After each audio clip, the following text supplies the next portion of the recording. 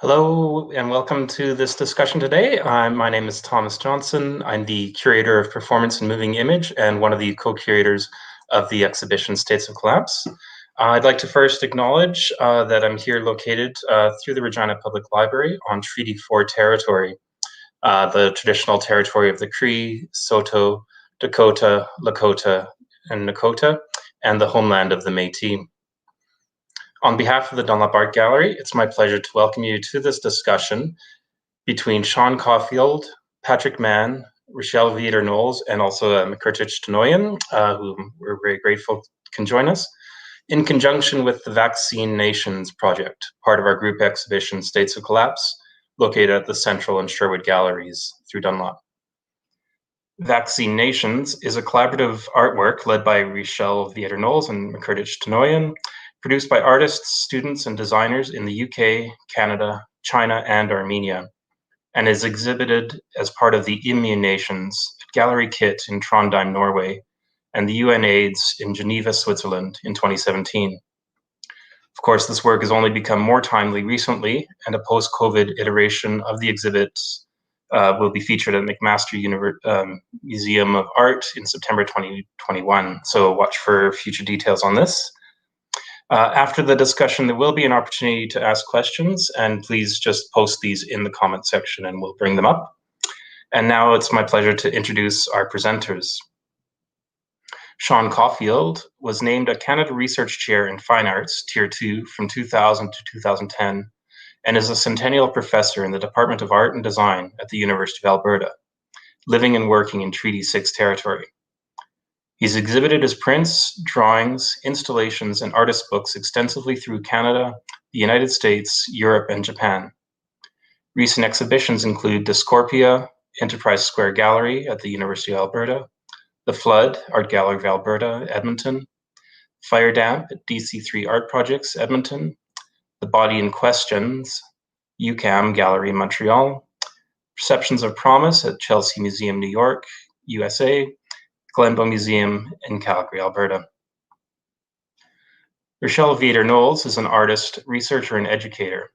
Her practice-led research investigates translocality dialogue as art and artistic practices, methods developed through participation, collaboration, and networks. Viader Knowles holds a PhD in Art and Media from Plymouth University, UK, and an MFA Visual Arts from the University of Windsor, and a BA Honours Interactive Arts from the University of Wales. Patrick Mann is an artist, a writer, curator, and a professor of visual arts at Western University in London, Ontario. Currently, he's the director of the School of Arts for Advanced Studies in the Arts and Humanities at Western. Mann's artwork has been exhibited widely in Canada at the Art Gallery of Hamilton, the Southern Alberta Art Gallery, Museum London, the Museum of Contemporary Canadian Art in Toronto, and internationally in exhibits in China, France, Norway, and Switzerland, and in numerous print biennials since the early 90s. And McCurtich Tenoyan is an Armenian artist whose work in performance and installation questions the hegemonic militaristic practices inherent in war and its power structures. He initiated and is a member of the Artists Union of Armenia since 2005, co-founder of ACOS Cultural NGO in 2002, and current president of the ACOS Cultural NGO, founder of the Art Center of Social Studies, International Artist in Residency Program in 2006, and co-founder of Micro Residencies International Network, 2012. Tenoyan graduated from the Academy of Fine Arts in Yerevan in 2002, and has exhibited his work and presented at numerous national and international arts events, galleries, and universities, including Dunlop Art Gallery's 2017 exhibition, Station 7, McCurtich Tenoyan, Forays in Military Art. Thank you very much, everyone, and we'll get the presentation set up.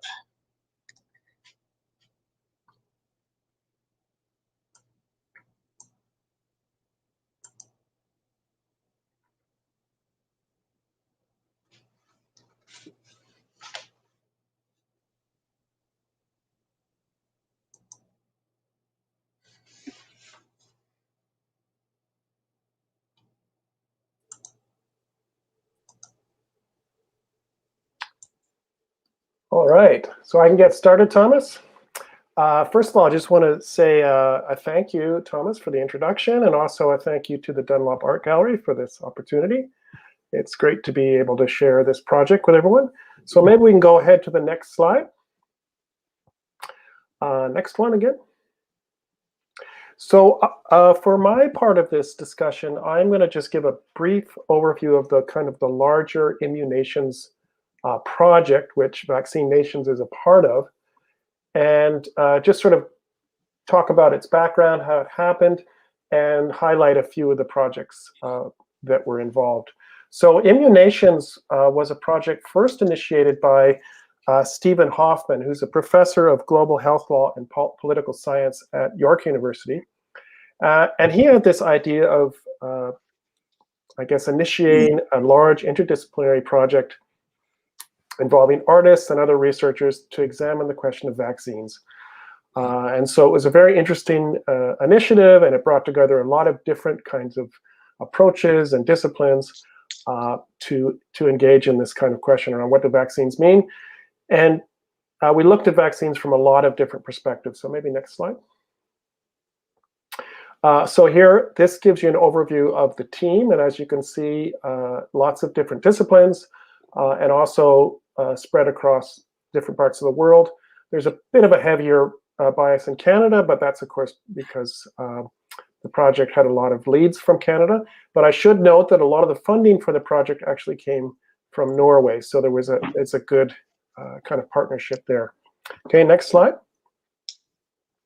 So one of the things, as someone who was involved in the project, that I really enjoyed is the capacity. The project happened over a number of years. So we started with a first workshop where we sort of met, exchanged ideas, got a sense of each other's practices, our research, and began to explore how we wanted to think about the question of vaccines. The second workshop, we came together again, and this time in, I guess it was in York. I'm sort of forgetting where we met the second time. And then we had a third workshop actually at UNAIDS in Geneva. So this was great. It allowed kind of dialogue over an extended period. Okay, next. As was noted, the exhibition project, the larger creative research project, ended up in two major exhibitions already. The first was in Trondheim, and then the next was at UNAIDS. And again, as was noted, it's going to travel hopefully in the fall, well, for sure in the fall, to McMaster University. Next slide. I do want to note the work of Natalie Lovelace. She's a professor here in the Department of Art and Design at the University of Alberta, where I work. And she was the curator for the project and had a major role in making sure everything got brought together in a successful way. So I want to acknowledge that. I should also note, if you want to know more about the project, there is a website, and you can just look up Immunations. Okay, next slide. So I'm just going to briefly touch on a few projects. I know the main focus is VacZineNations, so I don't want to spend too long, but to give a kind of larger sense of the context of the show, I think it's good to see a few other projects. So this is a project by Kaishu Koshki, and it's a very interesting video project in which she interviewed vaccine-hesitant parents and looked at how, to try to get insight to why the decisions were being made around not vaccinating their children. And likewise, she also interviewed doctors and then brought these interviews together in a really compelling video that I think, because it's, combining research with kind of creative practice, opened up ways of understanding this issue that may not have happened in other kinds of research. Next slide. And here's a great, I think, image from the video. You can see this this kind of compelling image where this child's kind of crawling off the edge of the screen, and then combined with text, it takes on this powerful kind of poetic quality, which again I think maybe brings insights into the question around vaccine hesitancy that maybe other ways of looking at the question wouldn't. And I guess in particular, maybe I felt when I look at this video, I got a greater understanding, maybe empathy for why certain decisions were being made. And I think it had something to do with the space she kind of created in the video for reflection. Okay, next slide. Another image still from the video, and in this case, a little bit more presenting some of the dialogue that she got from the interviews. Okay, next slide. Another really compelling project was this collaborative project. Caitlin Fisher, Stephen Hoffman, and Alison Humphrey were the kind of leads on it, and it was called Shadowpox. And in this project, the idea was this kind of invented plague or pandemic called Shadowpox was imagined, and people, would get shadows literally appearing on their bodies, and the work unfolded as an interactive piece where you actually went into a kind of simulation where these Shadowpox were projected onto you, and you could interact with the work. Now, what was so interesting about it was the work changed depending on the data you chose to kind of enter the work. So depending what country you chose to live in, depending if you chose to be vaccinated or not, the rate of how this Shadowpox would infect you would change. So again, a great example of research and creative practice coming together. Next slide. And I think one of the great things about a lot of this work is they're compelling imagings on their own. Even if you didn't know the kind of context, these are, I think, interesting, kind of compelling visual works, right? But then become even deeper and more complex when you understand the kind of research that went into them. Next slide. So this was a work that I made, again, in a collaborative with my brother, Timothy Caulfield, and Johan Holst, who was another kind of lead in the project. And I was interested in looking at history and the history of anatomical illustration, and created a kind of mixed media work that started with Vesalius's famous anatomical work from the 16th century on the fabric of the human body. Next slide. So here's, of course, that famous work. And next slide. And what I started to do is I appropriated Vesalius's image and began to combine it with my own drawings, which I hoped referenced anatomical work, referenced the kind of work that of empirical science when they look at the body, but at the same time had a kind of invented, whimsical quality. Next slide. Another kind of exploratory work from that series. Next slide. Eventually, I made a full body, and the work is actually done in layers on vellum, so you can sort of peel the work apart, which references some of these old historic texts which literally did that. Next slide. One of the great things about the various workshops we did is we were able to travel to UNAIDS, and this allowed us to imagine how a work would interact with the space there. And so one of the things I was interested in is the windows in the UN's AIDS space, and so I tried to imagine a work that it would interact with those windows. Next slide. A couple of details from the, apologies. A couple of details from the work. These are panels on the side grid. Next slide. And I guess ultimately one of the questions I was thinking about is the different ways we think about the body, the different ways we know the body. On the one hand, empirical science provides us an understanding of ourselves. On the other hand, there's other ways we imagine the body. And of course, when it comes to vaccines, these two kinds of ways of knowing can often come into conflict. And so I hope the various ways of drawing reflected some of those tensions. Next slide. Here's another overview of the whole work, different space. Next slide. And I think this is my last slide. I just wanted to note that the Immunations project, when it showed in Geneva, happened during a global World Health Conference. And I think this is important to note because we were very interested in reaching out to a different community in a sense. I mean, of course, we want to reach all kinds of communities, but this happened at a very particular moment of a kind of a political event. And so that was a unique part of the project, I think, and hopefully led to it having a kind of a unique impact. So that is, I believe, my last slide. And thank you very much. I look forward to more discussion.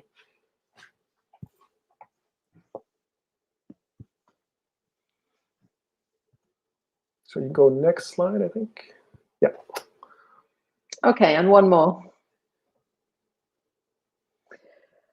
Well, hi everyone, and I would also like to say a big thank you for this opportunity to come and talk with you today, share some of the ideas that we explored together during the broader Immunations project and also specifically in VaczineNations. It's so important to hear that bigger story from Sean, to understand the context in which these pieces were made, which was very much this bigger project where we were talking to each other a lot and sharing a lot and working very much in collaboration with each other through a lot of dialogue to learn and understand and upskill ourselves about this world of immunology and vaccination. So let's go to the next slide. So this is me and McCurtich. So McCurtich and I have worked together making collaborative projects for quite a lot of years now. And as Thomas mentioned in his introduction, McCurtich runs an artist residency in Armenia that's really at this intersection point of art and social studies. So thinking very much about the social context of creative production.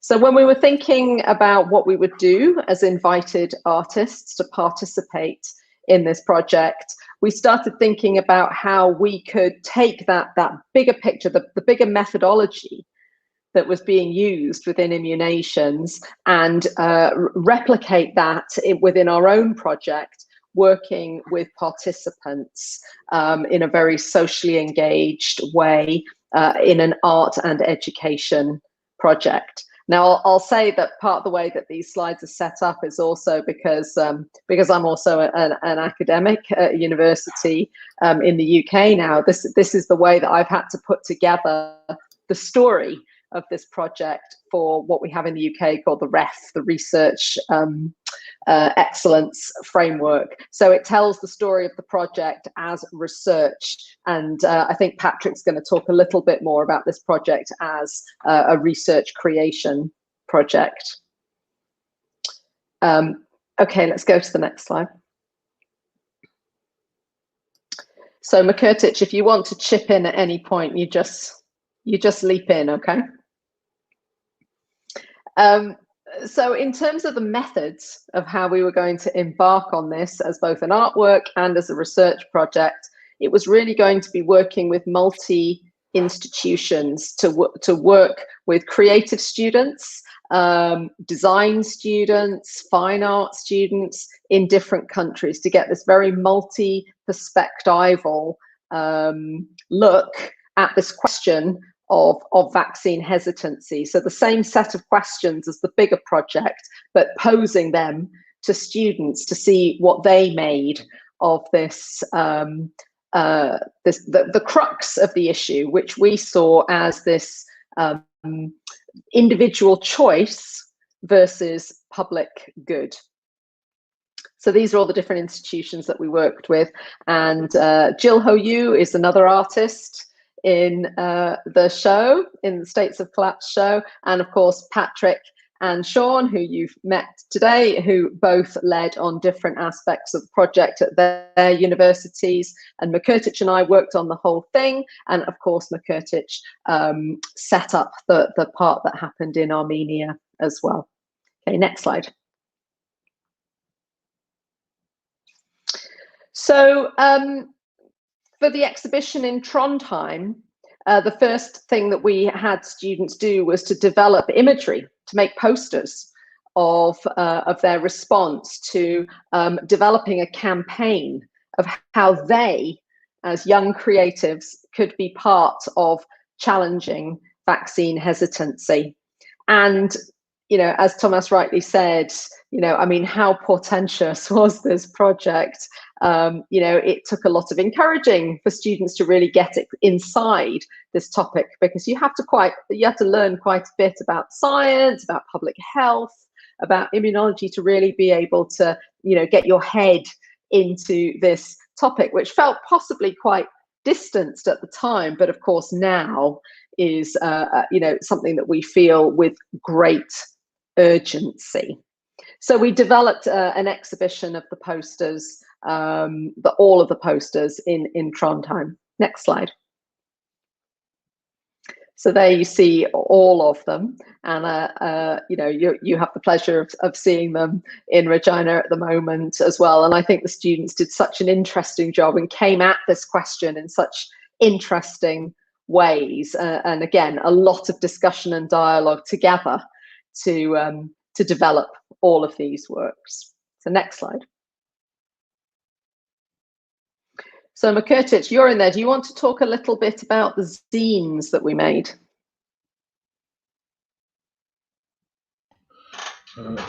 Yes, again, thanks for this opportunity. So I will be try to be short.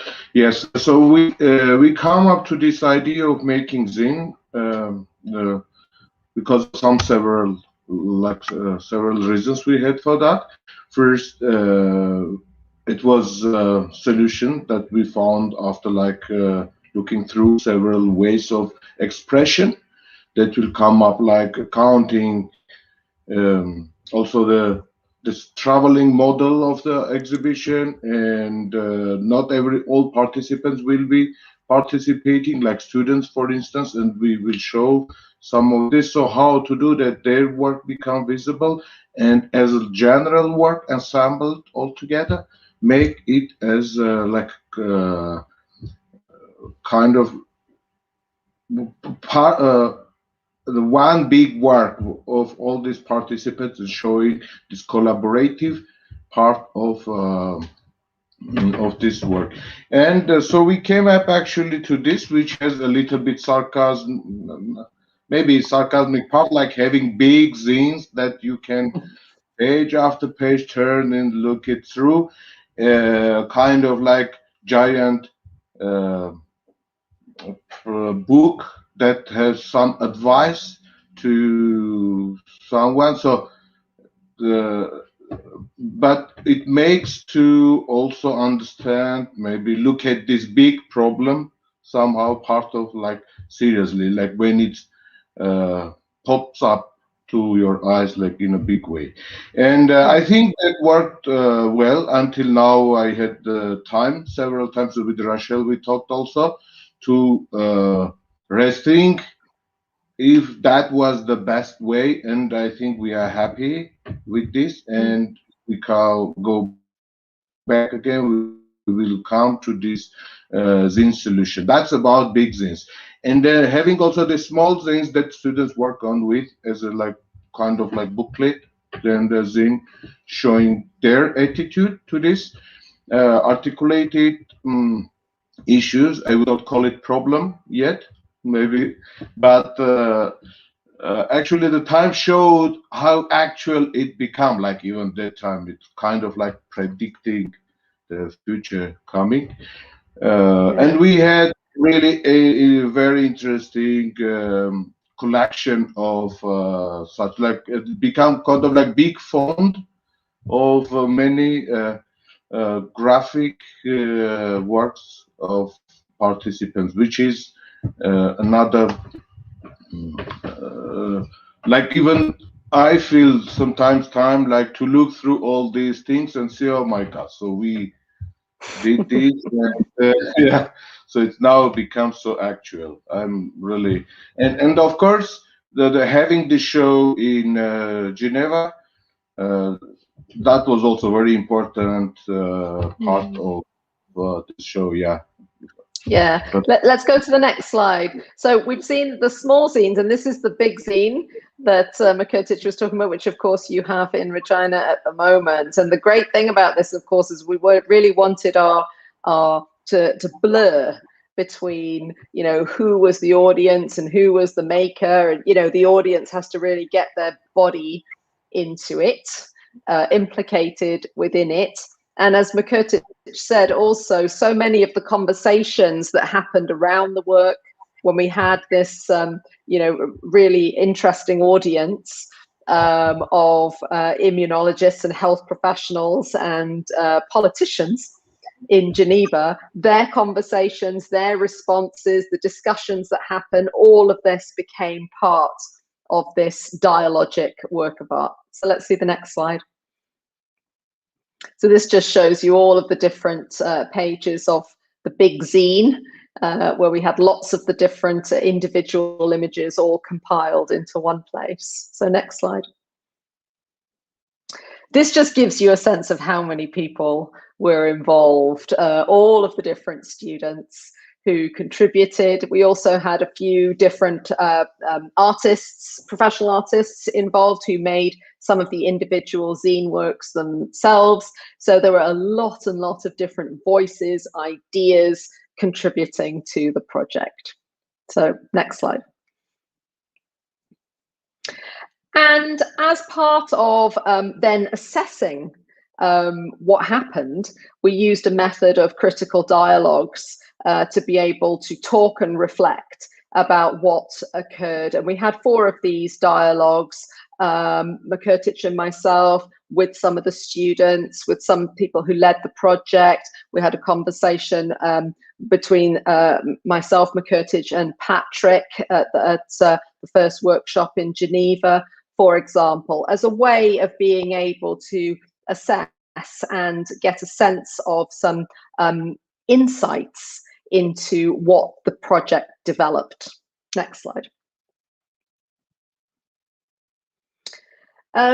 So this is really one of the insights, was that you know, that it was very fascinating for the students to be able to understand the impact that their work can have, that as humble artists and designers, they could literally, you know, be able to influence and impact on you know, by speaking directly to these really important decision makers around health and well-being. The next slide. And McCurtich and I are very interested in this idea of translocality, about speaking between spaces and between ourselves and between all of the participants. We have very insightful conversations about the difference of attitudes towards vaccination between different countries, different availability of vaccines, different laws around vaccines, that were very insightful. And for us and the students participating, I think we all learned an awful lot from this project. Okay, next slide.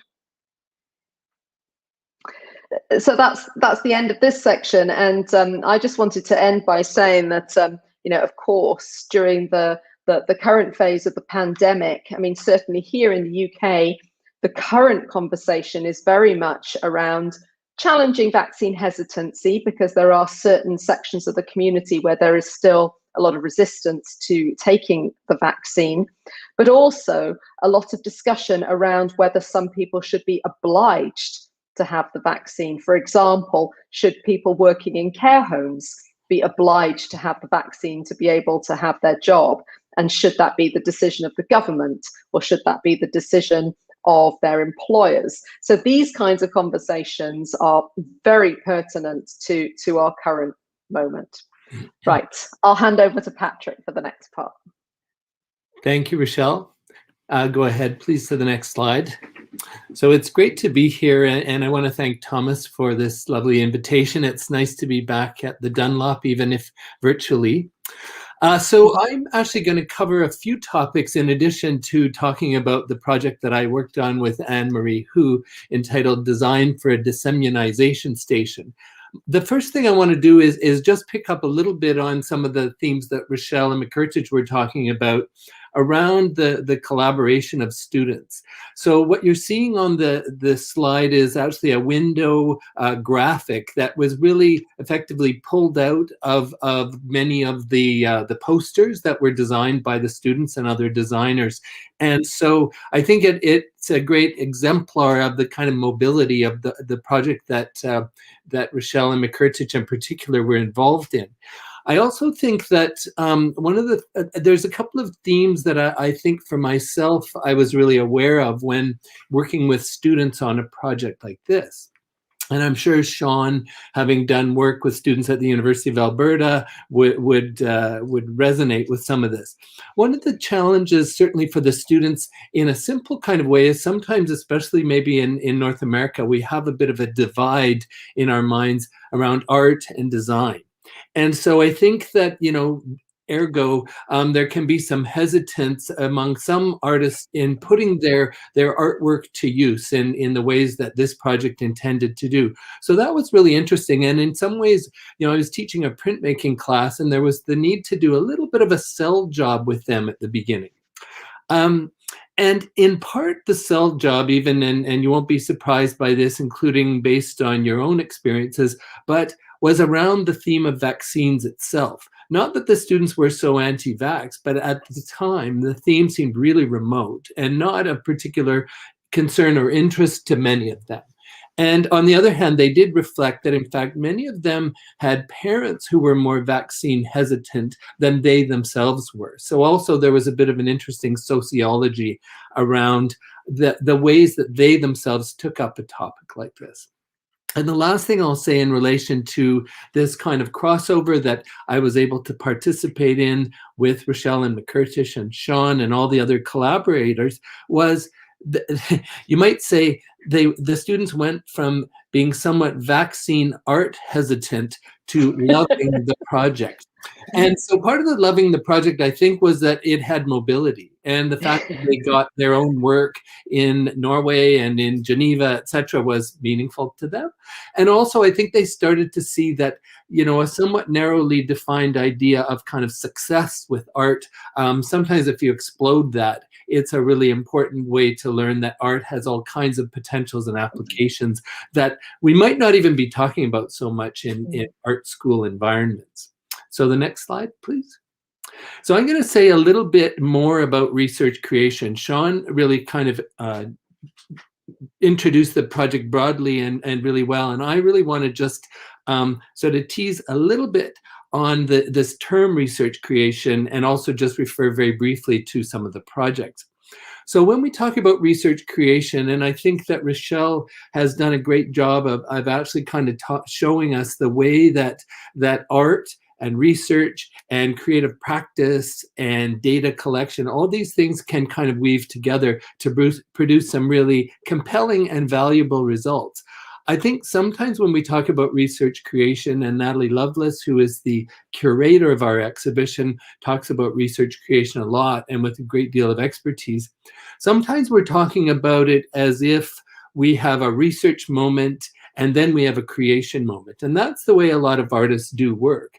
But in essence, there's also a way of thinking about it where the research itself has embedded within it or imbricated within it, you might say, creative processes and practices. And not only does that I think, respect the work of the artist, but I think it also respects the fact that we as artists and humanists share a lot with other academics, other scholars, other researchers, including that there's a great deal of creativity in the sciences, for example. So what I want to do then is just say a little wee bit about some of the projects insofar as how the various research creation kind of models or engagements might have been working. Sean referred to the work entitled Conversations on Art, Science, Collaboration, and Vaccine Hesitancy, and that's by Kaishu Koschke and Johan Holst. And in that case, they're a really interesting pair in that Kaishu is a trained artist with a PhD that really relates very much to working with art in medicine teaching environments. So making videos that actually enable better or maybe more kind of empathetic teaching to go on in medical environments. And Johan is a vaccinologist in Norway. So here's a pair of what we might call experts working on in a really interesting integrated way. Next slide, please. This one isn't giving you too much information, but it's an image of the work of Jasper Alvarez, who's a researcher, artist from Norway. And his project was entitled Upstream the Cold Chain. And he actually went to several contexts in African countries where he was able to work with the people that are actually delivering vaccines in the field, as it were, and work with them in creative ways, sometimes very poetic and open-ended ways, to actually reflect on the kind of thing they were doing in the workplace, but also on some of their own feelings about the kind of thing that they're doing, delivering vaccines. So I think that project brought a great deal of richness, and it was because the model of research that he was involved in, I think, was very special and specialized. Next one, please. Sean talked really well about the antibody politics Shadowpox project. I just wanted to say, in addition to it being very fun and playful and prescient, it was also the time when everybody was playing Pokemon out in space. And so they also found a way to introduce and integrate Pokemon into their project. So I think that that was a huge win for all of us. And then the last one I just want to mention, next slide, please. This is entitled Memories and Records, Thoughts on the Vaccine Archive by Vikki, Kwan, and Latika Srirathan. And both of them are Asian-born. And so their work really looks at the specifics of the way vaccine and vaccine records are treated in the global South in relation to the global North. So you could say this has to do with memory. It has to do with record keeping, and it also has to do, I think, with representation. And so these are, stamps that refer to different moments in the history of vaccine in I think it is Korea. And so it's a very sensitive project. And I think in this case, Vikki is an art historian and Latika is a public health researcher. So we have two people who don't identify specifically as artists who are making a project that I think is very artful, but in essence is really invested in putting forward a kind of picture of information that we don't always have access to. And then the next slide. So the project I worked on with Anne-Marie Hu was called Design for a Disseminization Station. And Anne-Marie at the time was the human resources lead for UNAIDS in Geneva and is now working in New York for UNAIDS. And Anne-Marie, therefore, is a wonderful communicator and somebody who has a real finger on the pulse of the information and the experience of dealing with vaccines. And so we happened to come together in conversation in various ways. And we realized that we actually were sharing a lot from very, very different vantage points. So next slide, please. We ultimately, actually, I'm going to go ahead 2 slides and show you what we did. Next one. So we made a project which is called Design for a Disseminization Station. So there's a lot in that. First of all, using the word design suggests that even though I would claim this is an artwork, it was produced as if it was meant to be used. And the other thing was we have this word disseminization. So we made up the word from obviously the word immunization and the word dissemination. And so we were thinking about issues that relate to access to vaccines, access to information around vaccines, and even ideas of things like mobility. How do vaccines get to the sites? Those kinds of things. Well, of course, a lot of this for us was either coming from the past or from information that was coming out of countries that were more reliant on disseminating vaccines than we thought we were in many countries in the West. So some of this, I think, was kind of a speculative project. If we can go back 2 slides, I'll just say a couple more things. So I, among the jobs that I had, made a number of watercolors, and this is a watercolor of an image of what's called a vaccine adjuvant. It's actually it's a property, or it's a component of vaccines that actually allow them to be suspended. And so, clearly I treated this in a very sort of decorative way. It's something that in some ways I don't understand certainly very well. And I, in essence, as an artist, I don't want to say I never understand the world other than if I make a picture of it. But I would say that I did take seriously the fact that I'm an artist and I'm not a vaccine researcher. And yet I was interested in looking at representations of components of vaccines as a beginning point. Next slide. We also had the chance to work with others. And so in this case, I actually worked with my son, who is an architect and a designer, and we laid out images of these watercolors in a field of information, which ultimately became the backdrop and was printed on the tent structures that you see in the next slide. And so I will say that these structures are actually commercial structures that are meant for marketing displays. They were originally meant to be stood upright, and in designing the project, we put them together to make these tent-like structures, which ultimately they all fold up into a little baggie and you could carry them around. So part of the intention of the project was around the mobility factor. Next slide, please. And the other thing we did was to make some photographic representations of where these sites, these tent structures might end up. So on the left-hand side, I think it's actually an airport, and there's a little drawing that I've put, I've montaged into the photograph. On the right-hand side, it's a town square. All of this seems to me to be rather charming and poetic in relation to the times in which we're living, where we know that there's a huge industry and a huge challenge around basically the dissemination of vaccines right now. Next one. And the other thing was, so that these tents were actually situations where you could get information. On one of the sound pieces we made, I had interviewed public health students and public health nursing students in most cases, and they talked about some of the challenges of getting information out into the community. And they did say in many cases they felt that they weren't good storytellers, and they felt that there was a great potential in art to tell a better story than they might tell.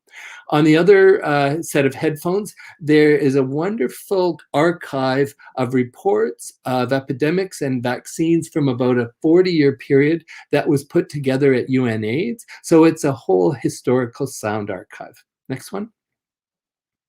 And this is just a couple of images in that amazing space in UNAIDS. So that's one from the outdoors. Next one. And these are just images of people participating. So on the left-hand side, that's actually at the show in Trondheim. And on the right-hand side, Anne-Marie and I just giving a little talk at our opening. Next one. And there we are showing off in our tent. And I think the last one, gonna wrap this up. So this is just further to some of the discussion that we've had around, some of the festivities. That's Anne-Marie. We were very fortunate to have her as a resource to our project. She really did make it possible for us to not only present at a very high level, but to have access to an audience that we would not have otherwise had. And so that was really, really exciting, and exciting for an artist to see the possibility for their work to be received by a particular community, but one that, may actually be able to influence culture in ways that we as artists probably are not going to be able to do so directly. Okay, next slide. And I will just bump to the last one. I hope I didn't take it out. Maybe it disappeared. Oh, no, that's it. And others probably have something to say about this. So I think that Sean certainly mentioned, we have a website. We also produced what I think is a really substantial online journal. And each of the teams of collaborators, as well as others involved in the project, wrote fairly lengthy and comprehensive reports on the projects we had done. And there's lots of images of the work. It's not what you would think of like an art catalog. And yet I think it really kind of bridges between the sort of art and, if you will, science that our project was really invested in. So I will leave it there. I hope I didn't go on too long, but I want to thank my collaborators, colleagues. It's been really exciting to hear from people. So I'll stop there.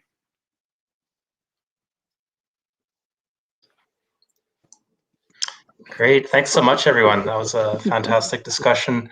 And I do see some questions here as well from the audience. And if anyone else wants to have a conversation, you're welcome to join in. But I'll just throw this question up from Wendy Pearts. What were some of the most challenging aspects of the students' research and process? And that can be directed to anyone here. Well, I think Patrick already mentioned, the hurdle of trying to bring students along with the topic that you want them to work on.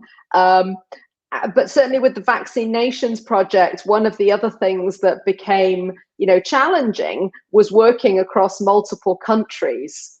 In some countries, it's much easier to be able to really guide the curriculum and say, hey, you guys, this is the project we're working on. Let's get on with it. Whereas in other countries, we tried to, for example, McCurtich wanted to bring a group of journalism students into the project from Armenia, and that proved much more challenging. I might add, I think one interesting, it wasn't a negative, but an interesting tension was the idea of what's the difference between propaganda, art, activism, and those discussions coming up in the studio classroom. And this is a project where we did want to take a position, right? And what does that mean when you're producing art? Is that a bad thing? Is that a good thing? And having those discussions with students, I think were great. Sometimes there was resistance, but I think in a healthy way. So that was an interesting part for me. Yeah, I'll just jump in there, and both of those things really resonate with me. Picking up on what Sean said, there's a couple of things. I would say that even for us as artists or as participants, early in the process of the project, we did actually have to come to a decision that effectively we weren't going to promote vaccine hesitance. That was kind of, you could say, well, that was probably a given, but it wasn't necessarily something that could be absolutely assumed. And in fact, some of the projects, one in particular, as you heard, did actually really talk about vaccine hesitance quite objectively and in some ways empathetically. So it wasn't that we weren't going to actually share good information, but it was that we knew that this was not going to be a project promoting vaccine hesitance. And then further to what Sean was talking about, I was thinking about how for many artists, and certainly many student artists, art has a lot to do with expression and self-expression. And so there was a way in which, by introducing a project like this to some students, there was a sense that we were asking them not to express themselves, but to express something on behalf of others, perhaps. I don't think it was that simple. And I think by and large, they found a way in. And I do like to say to students, a good artist can always find a way into an opportunity or a project. And I think that it was really heartening to see that they did. They didn't have to subsume their interests in certain kinds of representation and expression in order to participate. And so it was really heartening, certainly as the teacher, but also to see the work.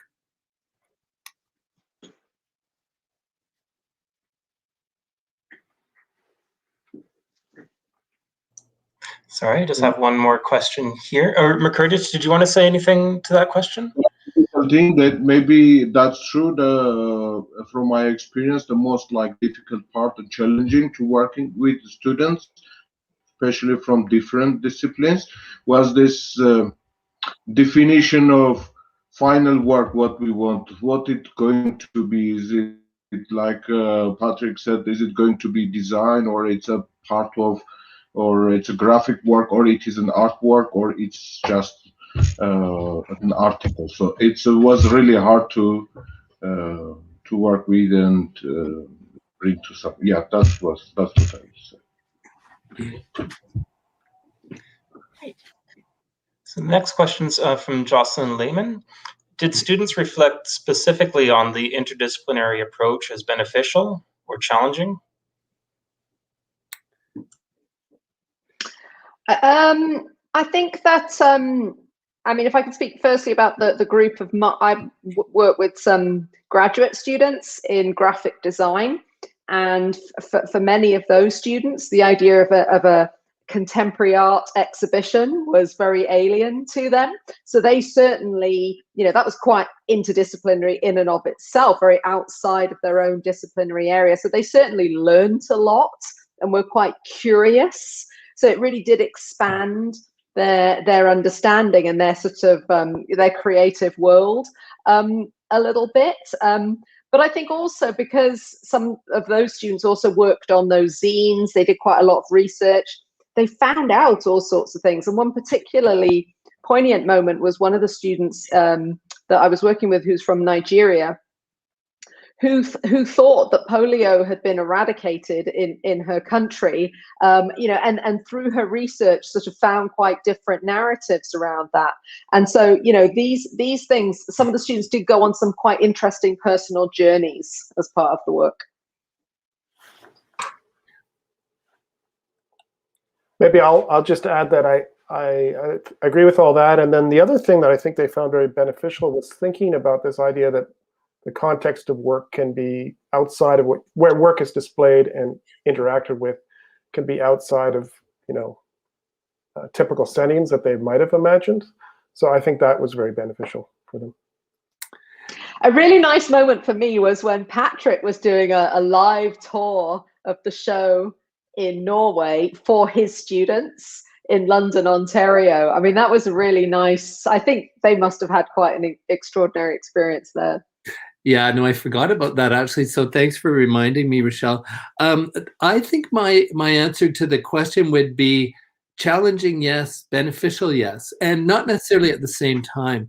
And so I think that certainly they would have said when they were doing it that it was challenging. And even some of them might have said they were only partly believers when the project had been completed. But I think sometimes laterally, you know, when you sort of step back from something, there's actually more recognition of the benefits. And because I think I've seen more of this kind of thing coming forward from the students, where these days we could say, where they themselves are identifying kind of social projects that they'd like to bring into their work. And so, you know, I think maybe this did have the partial benefit of kind of implanting a way of working among the students. That wasn't, you know, this was not the whole course, believe me. This was a kind of sidebar to some other things they were doing. But ultimately, I think it was, I don't think any of them would have said it wasn't worthwhile.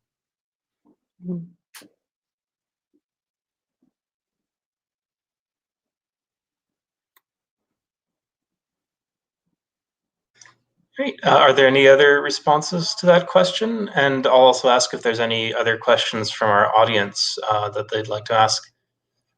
And in the meantime, I'll ask one question. I want to know how you're feeling about the upcoming exhibition at McMaster, and how you're thinking of this exhibition now versus when you started in 2017. I'll jump in maybe first and say nervously, in that, you know, it didn't seem like, well, I will say that for people such as Sean's brother, Timothy Caulfield, and for Johan and Stephen, you know, who have long histories working with this material, it seemed to me that the stakes were quite substantial. They were high. But I think for somebody like myself, I was interested, but I definitely, you know, hadn't been staying awake thinking about vaccines for a long time. And so now that, you know, we're living in the world that we are, and we've got this exhibition that supposedly deals with vaccines and all of that, I will say I do worry a little bit that, you know, maybe we haven't taken on the theme, the subject, with as much kind of urgency as we might have had we done the project now. I think the upside, though, is that there are reflective aspects about this project, and more subtlety, you might say, than we would necessarily have been able to bring to it had we been operating in the kind of times that we're living in now. So, you know, I think I will say yes, nervous, but I think also interested. How is it going to be received in relation to what we know now? One of the things I echo a lot of what Patrick said, but I'm also interested in the ways, the challenging discussions around health policy and vaccines are echoed in other aspects of our society. For example, the recent election in the US. How do we know who to trust?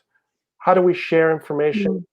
How do we build democracies where we trust governments? So this question around vaccines is, of course, very specific and very poignant, but it echoes a lot of other problematic discussions that are happening in society today. And so on that level, I'm interested to see how this exhibition might, spur discussion. Yeah, and I think that the question around equality, now is very poignant around vaccines, around who's getting it first and who's getting it last. All of those points I think are very clear in people's minds in a way that they weren't perhaps when we started the project. And I think also, just on a very personal level, here in the UK where I am at the moment, there's been so much on the television and on the radio around what we call here the BAME community, Black, Asian, minority, ethnic, as being the community who have been both the most vulnerable to COVID-19, but also potentially the community where there has been perhaps a higher level of vaccine hesitancy, and the, I suppose, a growing empathy that I have developed that I didn't have before around, around the reasons why, not everybody has the same level of trust in westernized medicine. Yeah.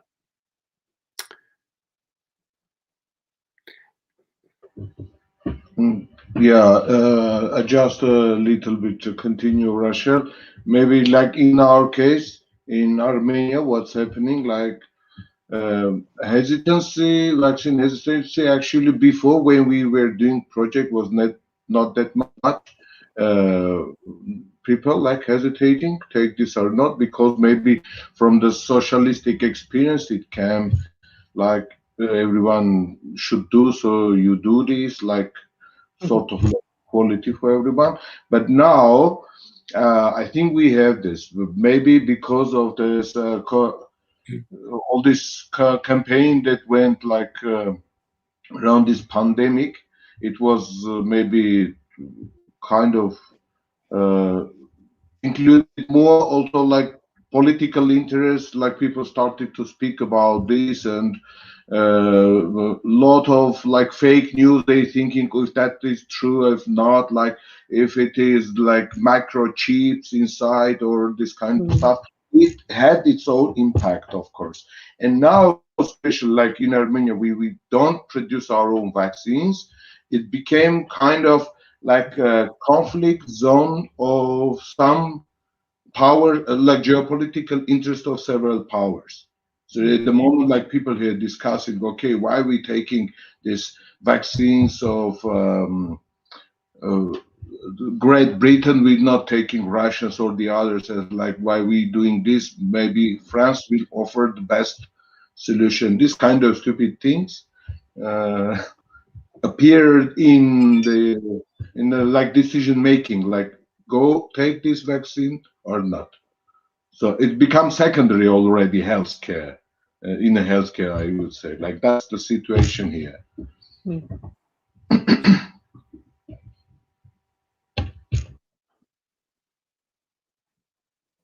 Unmute there. Yeah, thanks so much, everyone, for this conversation. I'm seeing we're at the end of the time, but I think there is still opportunities to carry on these discussions and to see the work we have both at the Central Library location on the facades of the wall and the large zine, as you saw, we have at Sherwood Library. And I think similar to this project, the exhibition States of Collapse was a long time in prepping, and we didn't really anticipate where we find ourselves today, but I think that the work does lead a lot of resonances to where we are. And I just want to thank you all for your contributions here. And yeah, I'll see you at our next talk coming up. Okay, Take care, everyone. Thank you. Thank you. Take care. See you. Bye. Bye.